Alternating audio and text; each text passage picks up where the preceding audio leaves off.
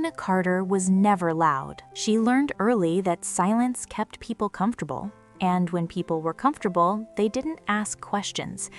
Growing up in a small American town where everyone knew everyone's secrets but pretended not to, Elena became invisible by choice. She worked hard, spoke softly, and trusted deeply. That was her first mistake. At 27, Elena lived what others called a simple life. She worked at a legal office in Chicago as a junior case assistant, earning just enough to pay rent, buy groceries, and send a little money back to her mother in Ohio. Her days were predictable. Coffee at 6:30 a.m., train at 7:15, work by 8. She wore the same neutral colors, tied her hair the same way, and smiled politely, even when she didn't feel like smiling. Her boyfriend, Mark Reynolds, liked that about her. "You're easy," he once said, laughing like it was a compliment. Elena laughed too, not realizing how dangerous that word was. Mark worked in real estate, confident, charming, well-connected. He spoke for her at parties, ordered for her at restaurants, decided for both of them without ever asking. Elena mistook control for care. When he said, "I just want to protect you," she believed him. The first warning sign came quietly. One evening, Elena stayed late at the office to finish organizing case files. As she walked to the train station, rain soaked her coat. Her phone buzzed. "Where are you?" Mark asked. "Still at work," she replied. There was a pause. "You said you'd be home by 7. She apologized instinctively, even though she had done nothing wrong. That night, Mark was colder than usual. He didn't shout, he didn't insult her, he simply withdrew affection, like a punishment. Elena lay awake wondering how she could fix something she didn't break. This became a pattern. Months later, Elena was assigned to assist on a high-profile property fraud case. It wasn't her job to investigate, only to organize documents, but she noticed things. Numbers that didn't match, signatures that looked copied, properties transferred through shell companies. She flagged it quietly to her supervisor. 2 days later, her supervisor told her to drop it. "It's above your pay grade," he said, avoiding eye contact. Elena should have stopped there, but silence had cost her too much already. At home, Mark overheard her on the phone discussing work with a colleague. His expression changed. "What case?" he asked casually. She told him. His jaw tightened for just a second. Elena didn't know that Mark's firm was connected to that case. She didn't know that by trusting him, she had handed him the key to destroy her life. Within weeks, everything collapsed. Her supervisor accused her of leaking confidential documents. Internal emails she never wrote, appeared under her login. She was escorted out of the office in front of coworkers who avoided her eyes. Mark was suddenly distant, then angry, then gone. When Elena tried to confront him, he said calmly, "You should have stayed quiet." The investigation labeled her as the source of the fraud leak. Her name spread fast in professional circles. No firm would hire her. Friends stopped calling, savings vanished. One night, alone in her apartment, Elena stared at her reflection in the mirror. She barely recognized the woman looking back. Her voice was gone, her reputation was gone, her future was gone, and the people who did this to her were still powerful, still respected, still smiling. That night, Elena cried, not loudly, not dramatically, but with the kind of silent tears that soak into your bones. She whispered one sentence to herself, a sentence that would change everything. Silence feels different once you decide you will never live in it again. Elena didn't wake up transformed the morning after she lost everything. There was no dramatic shift, no sudden strength. She woke up tired, hollow, and afraid. The apartment felt colder, even though the heater worked fine. Her phone was quiet, no messages, no missed calls. It was as if the world had agreed, silently, to forget she existed. But forgetting cuts both ways. For the first time in years, Elena had nothing left to lose. She spent the next week doing what broken people do when they don't know how to move forward. She replayed the past over and over, searching for the moment where everything went wrong. Not the big moment, not the accusation, the small moments, the ignored instincts, the swallowed words. Mark's voice echoed in her head. "You're easy. You should have stayed quiet." The words burned now. On the 7th day after losing her job, Elena received a letter from the firm's legal department. Cold language, polite phrasing, final decisions. Her access revoked, her name officially attached to ethical violations. She read it once, then again. Then she folded it carefully and placed it in a drawer. "This is not the end," she whispered. "A door closes, another watches." Elena needed answers, not sympathy. She didn't go to friends. They had already chosen distance over discomfort. She didn't go to her mother. She refused to let worry travel across state lines. Instead, she went somewhere she had avoided for months. Mark's office building. She didn't go inside. She stood across the street, coffee growing cold in her hands, watching people enter and exit the glass doors. Mark emerged just before noon, laughing with 2 men in tailored suits. He looked relaxed, untouched, like nothing had happened. That was when Elena understood something terrifying and clarifying all at once. This wasn't a mistake, this was planned. Later that evening, Elena checked her email, an old habit she hadn't broken yet. Buried under rejection letters was one unfamiliar message. From L. Ramirez. Subject, "You were right." Her breath caught. The email was short. "Elena, I shouldn't be writing this, but I can't stay silent anymore. The documents you flagged were altered. I saw it, and I think I know who benefited. If you're willing to talk, meet me tomorrow at 8 p.m. at the old diner on 14th Street. L." Elena stared at the screen for a long time. Fear crept in first. Hope followed, quietly. The first ally. The diner smelled like grease and old memories.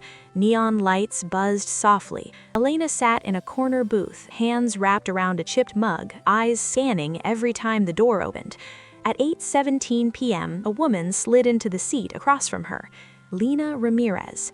They had worked together for nearly 2 years. Lena was efficient, sharp, and observant, the kind of woman who noticed everything and said little. She looked nervous now, constantly glancing over her shoulder. "They're watching," Lena said softly. "Who?" Elena asked. "Everyone who benefits from you staying quiet." Elena didn't interrupt. Lena pulled out a flash drive and placed it between them, like it weighed 1,000 pounds. "I copied internal logs before IT locked everything down. Timestamp changes, access points. The edits didn't come from your terminal." Elena's hands trembled.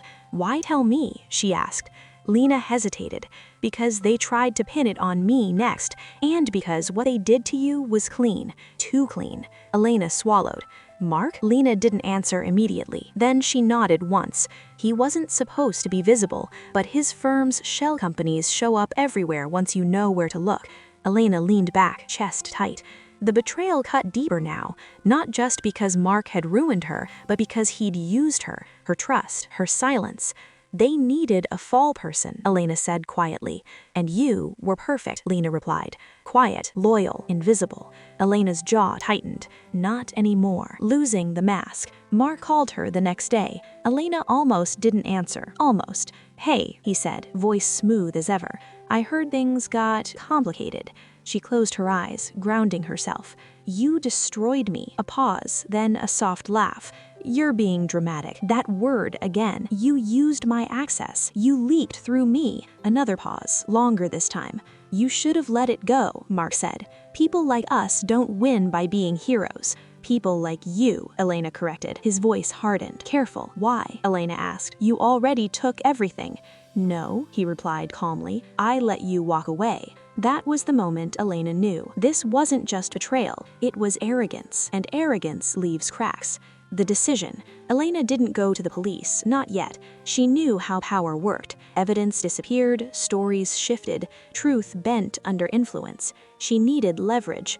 For weeks, she lived quietly, too quietly. She took a part-time job at a public library. She wore the same clothes, took the same routes, let the world believe she was broken. Behind the scenes, she studied legal loopholes, financial records, corporate structures. She learned how companies hid money, how reputations were protected, how scandals were buried. She reconnected with parts of herself she had forgotten, the observant girl, the patient thinker. Revenge, she realized, wasn't loud, it was precise. One night she wrote a list in a notebook, not names, weaknesses. Mark Reynolds liked control, the firm liked secrecy, the system liked silence. Elena smiled for the first time in months. The woman who watches. They didn't notice her at first. That was the beauty of it. She attended open court hearings. She requested public records. She followed financial trails that didn't officially exist. Every piece was legal, every move invisible. Lena fed her information when she could, carefully, cautiously. "You're playing a dangerous game," Lena warned one night. "I know," Elena replied, "but I'm done being afraid." She wasn't angry anymore. Anger burns fast. Elena was focused, and focus lasts. There is a moment after devastation when the noise finally stops. Not the outside noise, the phones, the accusations, the doors slamming shut, but the internal chaos. The moment when grief grows tired of screaming and settles into something colder, heavier, more dangerous. Elena reached that moment on a rainy Tuesday morning. She stood at the bus stop outside the library, rain soaking through her shoes, watching people rush past her like she was already a ghost. No one recognized her anymore. No one asked how she was doing. Her life had been erased so cleanly that even sympathy couldn't find her. And in that invisibility, something inside her hardened. Rock bottom has a basement. The part-time library job barely paid enough to survive. Her savings were gone, her credit score plummeted after legal fees she hadn't agreed to. Every rejection email carried the same polite lie. "We've decided to move forward with other candidates." What they meant was, "Your name is poison." Elena stopped applying after the 37th rejection. She learned how to live smaller, cheaper, groceries, colder showers, fewer lights on at night. She sold furniture piece by piece until the apartment echoed when she walked. At night, she lay awake replaying conversations she wished she could undo. Why didn't I leave sooner? Why didn't I protect myself? Why did I trust him? Self-blame is a quiet cruelty. It convinces you that survival was a choice you failed to make. One evening, Elena returned home to find a legal notice taped to her door. Final eviction warning. She slid down the wall and sat on the floor, the paper trembling in her hands. This was it, the bottom. The call she didn't expect. 2 days before the eviction deadline, Elena's phone rang. Unknown number. She hesitated, then answered. "Am I talking to Miss Carter?" a woman asked. Her voice was firm, professional. "Yes. My name is Diane Walker. I'm a public defender." Elena's stomach tightened. "I didn't contact—" "You didn't," Diane interrupted, "but someone forwarded your case file." Elena knew instantly. "Lena." "Yes," Diane confirmed. "And before you say anything, no, she shouldn't have done that, but after reading what happened to you, I couldn't ignore it." They met that afternoon in Diane's small office. No fancy glass walls, no marble floors, just stacks of files, and a woman who looked tired but alert. "You were set up," Diane said plainly. "I know," Elena replied. "The problem," Diane continued, "is proving it means taking on people with money, influence, and patience. A lot of patience." Elena met her eyes. "I have time." Diane studied her for a long moment, then nodded. "Then I'll tell you something they don't expect. You're not the first woman they've done this to." Elena's breath caught. "What?" "There are others," Diane said quietly. "Careers ruined, NDAs signed, silent settlements, women who were convenient to blame." A familiar rage stirred, but it didn't explode. It sharpened. "How many?" Elena asked. "At least 4 that I know of, probably more." Elena leaned back in her chair. She wasn't alone. The weight of knowing.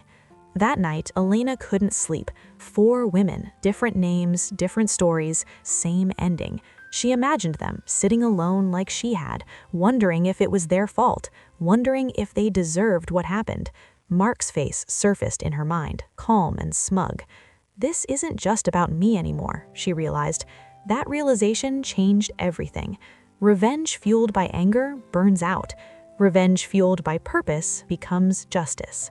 Becoming someone else. Elena moved out the night before the eviction. She packed what little she had left into 2 suitcases and left the keys on the kitchen counter. There was no dramatic goodbye, no tears, just quiet acceptance. Diane connected Elena with a temporary housing program, a small room, shared bathroom, no privacy, but it was safe, and safe was enough for now. Elena changed her routine, cut her hair shorter, wore glasses instead of contacts, different clothes, different posture. Not because she was hiding, because she was evolving. She spent her days studying financial crimes and her nights reading court transcripts. She learned how whistleblowers were silenced and how some survived. Patterns emerged. Mark and his associates didn't just destroy people randomly. They targeted those with lack of protection, those who trusted easily, those who wouldn't fight back. They underestimated one thing: what happens when a quiet woman decides to learn how the system works. The first door opens. Diane connected Elena with someone new. Diane said her name is Rachel Kim, former forensic accountant, lost everything after exposing a corporate laundering scheme. Sound familiar? Rachel met Elena in a coffee shop far from downtown. She was calm, direct. Her eyes held the look of someone who had already lost and survived. "They think silence means weakness," Rachel said after hearing Elena's story. "It doesn't. It means we were watching." Rachel slid a notebook across the table. Inside were diagrams, arrows, names. "Mark Reynolds is connected to 3 shell companies," Rachel said. "I've been tracking them for years. Never had proof solid enough to burn them." Elena's pulse quickened. "And now?" she asked. Rachel smiled faintly. "Now we do it together." Pain becomes preparation. Weeks passed. Elena worked part-time, studied full-time, trained herself to think strategically, not emotionally. Every setback became data. Every insult became fuel. She stopped asking, "Why me?" She started asking, "How do they fall?" Mark appeared on a business magazine cover that month. Elena stared at the image for a long time. He looked untouchable. She closed the magazine. No one is untouchable, she thought. They just haven't been touched yet. Pain changes shape when it stays too long. At first, it screams, then it whispers. Finally, it teaches. Elena no longer woke up with panic gripping her chest. The fear was still there, but it had settled into something steadier, something she could carry without collapsing. She learned to breathe through it, to use it. Every morning, she woke before dawn in the small temporary room that barely fit her bed. She stretched, drank cheap coffee, and opened her notebook. Not a diary, a map. Names, dates, patterns, weaknesses. She wasn't chasing revenge blindly anymore. She was building something. The moment she stopped being a victim, the turning point didn't arrive with drama. It came quietly, during a meeting she almost skipped. Diane had invited Elena to sit in on a closed legal support group, women who had been professionally destroyed by powerful institutions. No press, no recordings, just voices in a room that trusted silence. Elena listened.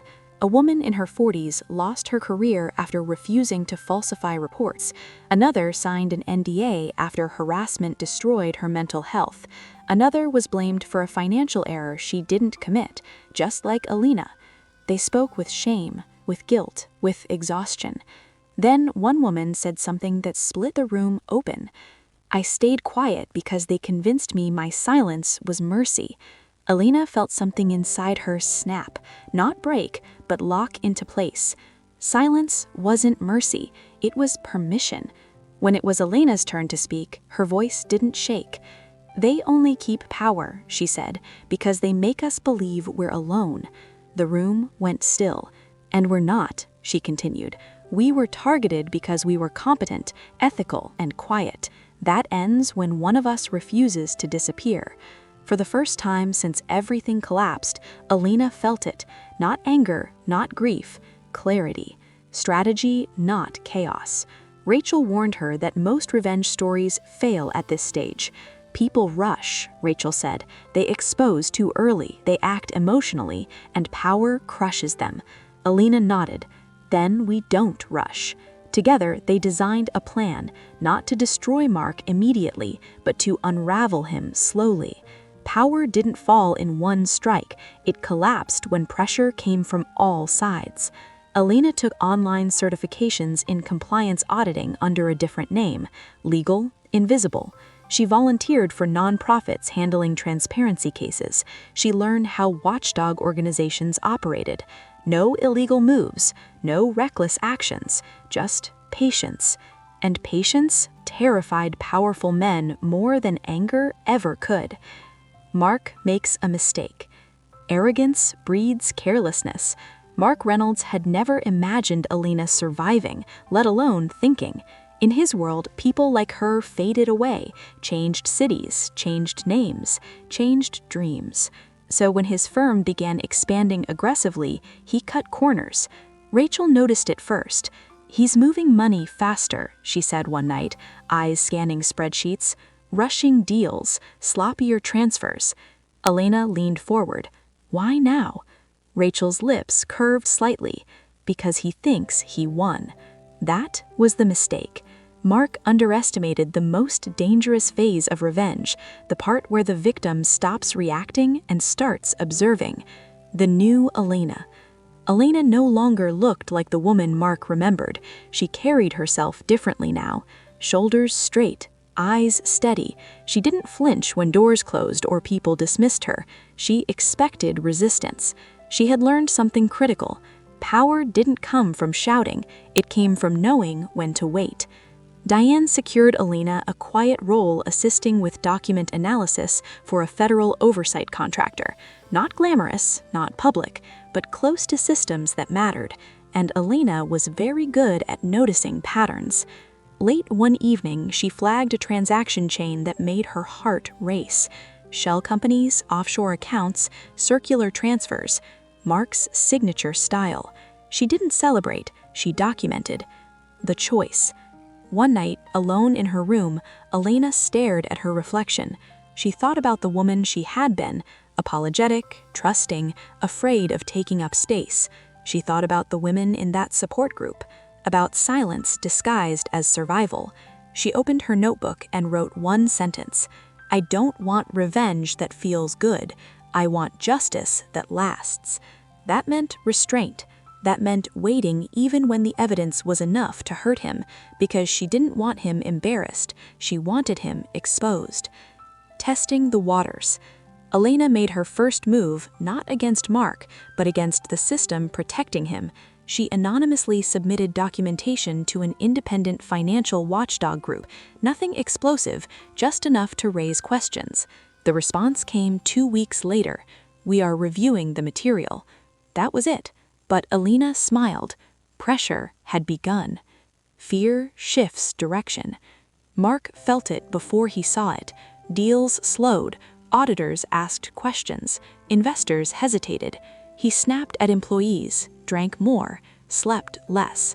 Elena learned all this without ever showing her face, because power senses when it's being watched, and Mark was being watched now. Rebuilding doesn't look heroic. It doesn't come with applause or sudden victories. It happens quietly, in small rooms, with cheap coffee and long nights. It happens when no one is watching, and that's exactly why it works. Elena understood this now. While Mark's world began to feel unstable, hers grew more controlled. Not bigger, not richer, but steadier. Strength without witnessers. Elena kept her life intentionally small. She didn't announce achievements. She didn't post updates. She didn't seek validation. Every move she made had a purpose, and none of them required attention. Her days followed a strict routine. Morning study, afternoon work, evening documentation. She treated her emotions the same way she treated evidence, acknowledged, contained, organized.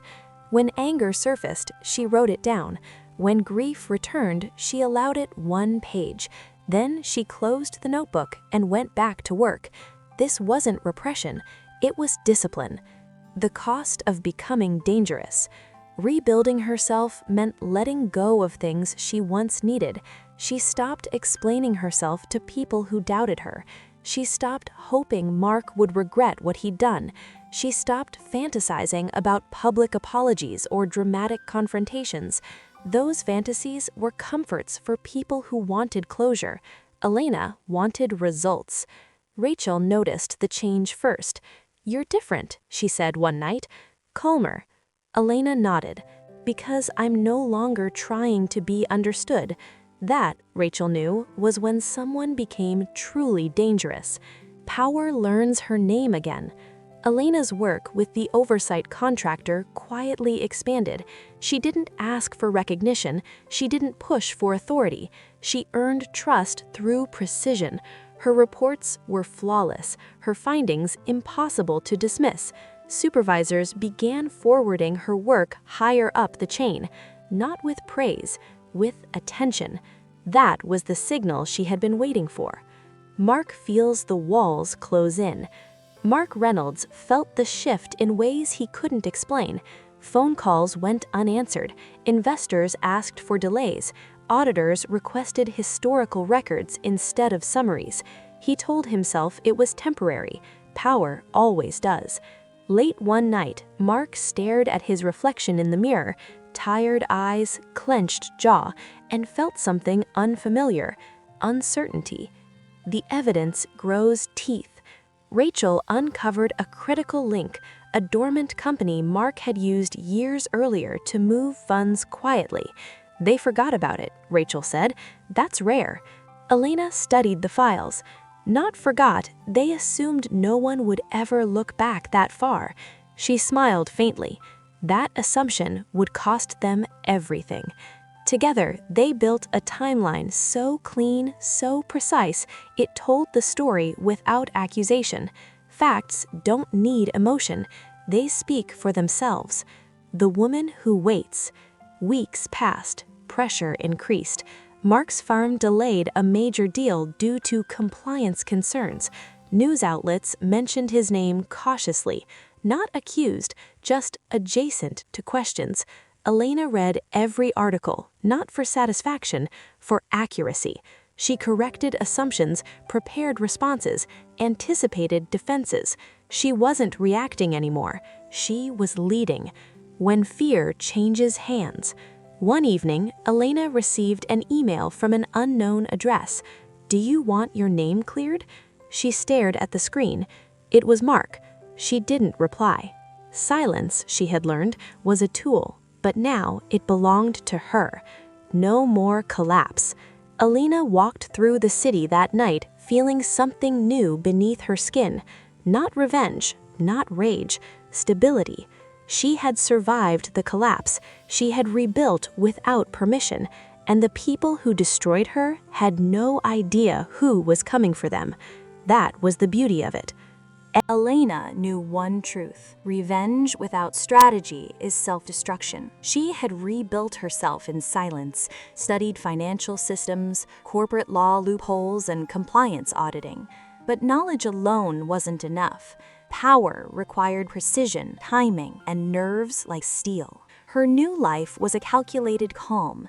She left no trace beyond what was necessary. Her apartment, her job, her routines, all deliberately mundane. Yet, beneath that surface, Elena was constructing a network of information and allies. Rachel had been her first ally. Diane was the second. But now she needed more. Experts who could operate quietly and legally, who could give her leverage without alerting Mark. The team of shadows. Elena recruited carefully. Lena Ramirez, who had initially warned her, was a digital analyst with connections in financial auditing. Jordan Lee, a young lawyer skilled in corporate litigation, who had lost his job over a whistleblower case. Sofia Alvarez, a retired IRS investigator, meticulous and thorough, who had a reputation for following money where others failed. Together, they became a silent network, unseen by the world, quietly connecting dots that Mark had assumed were invisible. Elena was no longer just observing, she was directing. Mapping weakness. Mark had been arrogant. He assumed compliance would protect him. He assumed deadlines and paperwork were enough to prevent scrutiny.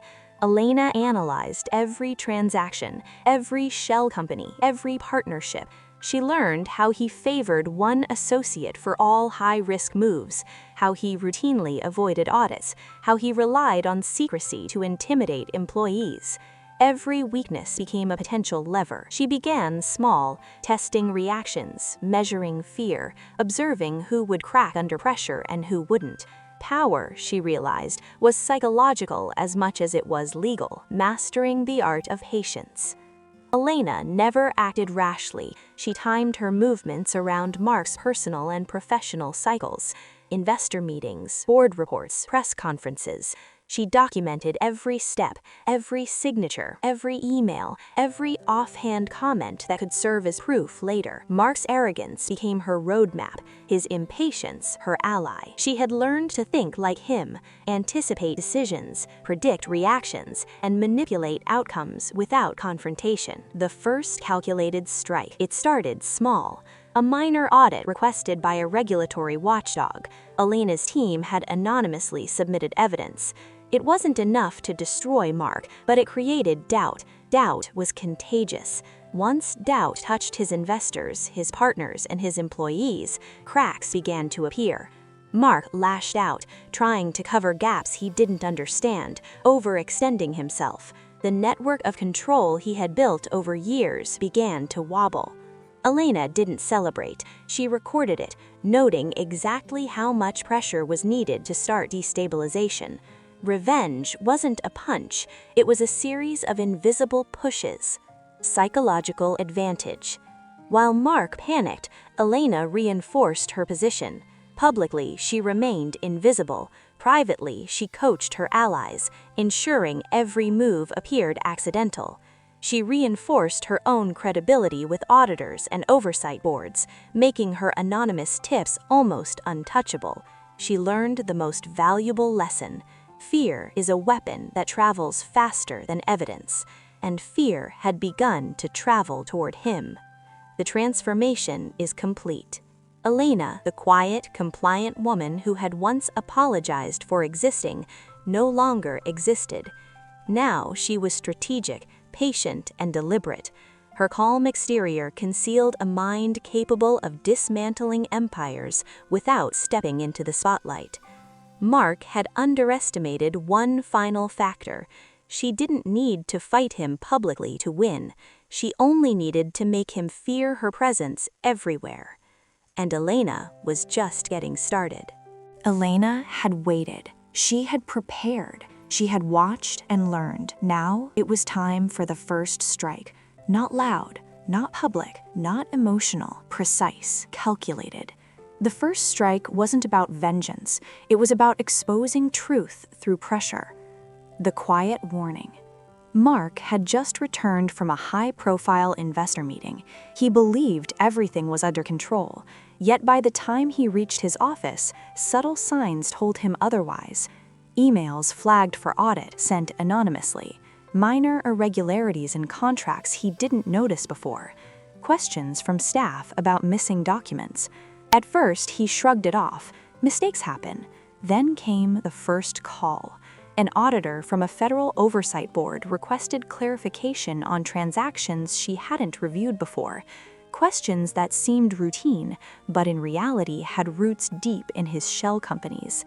Mark's heartbeat quickened. He tried to trace the source, but found nothing. This was Elena, invisible, everywhere. The shock of realization. He called his assistant, furious. "Who leaked this?" "I don't know," she said. "It looks internal." Mark paced the room, realizing for the first time that someone had learned his patterns, his systems, his weaknesses. He hadn't imagined Elena surviving. He hadn't imagined her capable of returning as a ghost with purpose. Fear, the subtle, creeping kind, began to replace arrogance. Elena's calculated move. From her small, nondescript office, Elena monitored reactions. She had submitted minor inconsistencies in Mark's corporate filings to multiple oversight groups, federal auditors, independent watchdog organizations, investors who requested transparency reports. Nothing illegal, nothing traceable to her, Yet the ripple effect was immediate. Questions arose, doubts spread, employees whispered, investors hesitated. Mark, confident a week ago, was now scrambling. This was her first strike, not to destroy him, but to make him feel the vulnerability he had imposed on her. Psychological mastery. Elena understood power differently now. Pressure before panic, evidence before accusation, fear before exposure. She orchestrated every move like a conductor leading an orchestra, invisible, silent, relentless. Rachel, Lena, and Diane provided essential backup. Each submission, each document, each flagged item was layered meticulously. If one thread was discovered, others remained hidden. Mark began losing sleep. He couldn't understand how his empire was destabilizing without visible attacks, and he didn't suspect the quiet woman he had destroyed. The domino effect. It started small, employees questioning him in meetings, minor delays in deals, financial partners asking for explanations, then grew larger, press inquiries, investor doubt, compliance review notices. Mark lashed out, trying to control everything at once, but the more he acted, the more mistakes surfaced. Elena remained calm, observing, guiding, but never revealing herself. The first strike was complete. Reflection in the silence. That night, Elena walked alone. City lights reflected off wet streets. Rain dampened the neon glow. She remembered the woman she had been, the apologetic, quiet, trusting woman. That woman was gone. The first strike had been a warning, a test of how power reacted when someone invisible decided to act. Elena smiled faintly. The real work had just begun. Fear has a language. Mark felt it for the first time. It wasn't a scream, a threat, or an email. It was subtle, persistent, a creeping unease that seeped into every decision he made. The quiet woman he had destroyed was no longer a victim. She was everywhere he feared without knowing. Ripples become waves. By this point, Elena's first strike had triggered a chain reaction. Minor audits had turned into full compliance reviews. Investors questioned not just Mark, but his entire network. Employees who once feared him began documenting their work meticulously, anticipating scrutiny. Mark couldn't trace the source. Every investigation seemed to start from a different angle. Every question appeared independent. He didn't realize that Elena had built a network of invisible witnesses. Every file she had submitted, every tip she had provided, had layered pressure in ways he couldn't anticipate. Mark's unraveling. He began snapping at employees. Late nights in the office grew longer. Board meetings became hostile. Even his friends noticed the change. "Mark, you seem tense," one investor said cautiously. Tense wasn't the word, fear was. For the first time in his life, Mark felt the weight of accountability, and it came not from courts, not from headlines, but from someone he thought powerless. Elena's presence was everywhere, though invisible. Strategic escalation. Elena didn't stop. The second phase of her plan required timing and precision. She fed anonymous leads to independent journalists, hinting at financial irregularities. She coordinated with Rachel to ensure multiple oversight boards requested documentation simultaneously. She nudged Lena to gather evidence of mismanagement in projects Mark had previously overseen without scrutiny. Every move was legal, every move was undeniable, and every move compounded fear. Mark began making mistakes he never would have made under normal circumstances. Pressure without exposure. Mark's arrogance had always been his shield. He believed that fear worked outward, from him to others, but now the fear was coming inward. Late at night, he double-checked transactions, triple-checked contracts, called assistants repeatedly, crossed emails, and yet he couldn't prevent the dominoes from falling. Elena remained calm, monitoring every step. She never confronted him directly. She never demanded apologies. She didn't even allow satisfaction to cloud judgment. She was strategy in motion. The breaking point. It happened during a board meeting. Mark was presenting quarterly results. Investor questions were sharp, probing. Employees whispered corrections. Minor errors, unnoticed before, were highlighted. He tried to maintain control, but it slipped through his fingers. Confidence gave way to panic. Color drained from his face. Hands trembled slightly as he flipped through documents. This was the first time in years he realized that the game had changed. Someone had been watching all along, and that someone was Elena. Elena's transformation complete. From a quiet, compliant woman, she had become invisible power. Every action she had taken built toward this moment, the fear of the hunter becoming the hunted. She didn't feel triumph, not yet. She felt clarity. The woman who had once whispered apologies in the dark had mastered patience, timing, and control. And now, fear had shifted to those who had once terrified her. The truth has a way of traveling, slowly at first, almost imperceptibly, until it becomes unstoppable. Elena had been patient. She had waited, she had observed. She had struck quietly and let fear grow. And now it was time for the final phase, the exposure of Mark Reynolds and his network, gathering the evidence. By now, Elena's team had compiled a dossier impossible to ignore. Financial irregularities traced back through multiple shell companies, emails showing Mark's deliberate mismanagement and manipulation of subordinates, evidence of falsified documents, misappropriation of funds, and intimidation of employees. Every piece was double verified, timestamped, and undeniable. She handed the completed file to Diane Walker.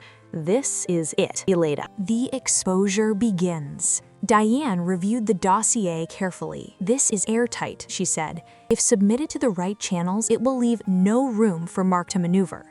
Elena nodded. She had spent months constructing every piece, ensuring that it would speak for itself. There was no need for dramatics, no need for emotional confrontation. Facts were stronger than anger. Together, they submitted the file to federal oversight boards, independent financial watchdogs, a carefully chosen investigative journalist. Each submission was timed to create maximum pressure without alerting Mark prematurely. The dominoes fall. It began subtly.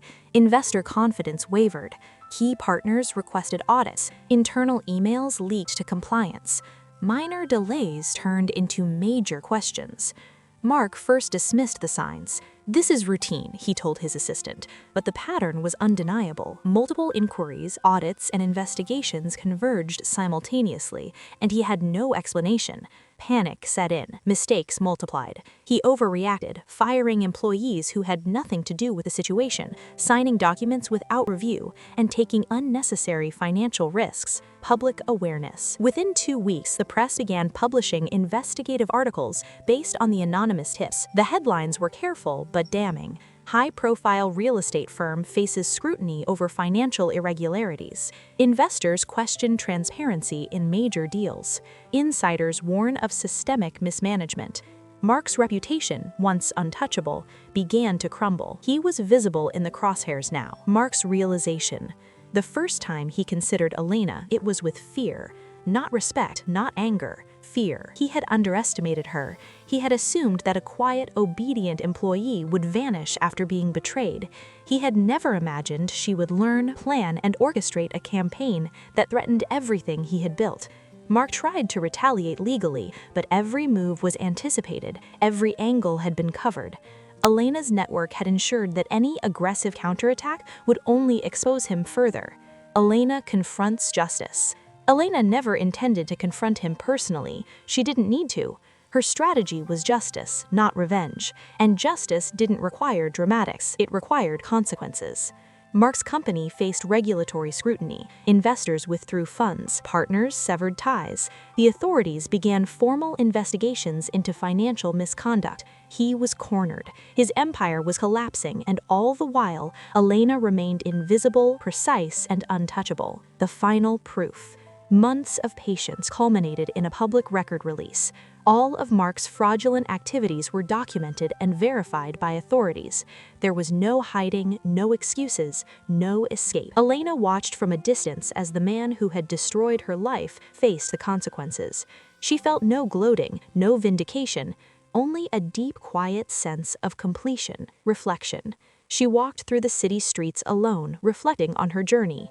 The woman who had been silenced, the woman who had lost everything, the woman who had rebuilt herself piece by piece, now stood strong, not out of anger, but out of wisdom, patience, and courage. The world saw the results. Few knew the orchestrator behind the invisible hand. That didn't matter. She didn't need recognition. She didn't need applause. She had reclaimed her life. Elena stood on the edge of the city skyline, the nightlights reflecting off the rain-slick streets below.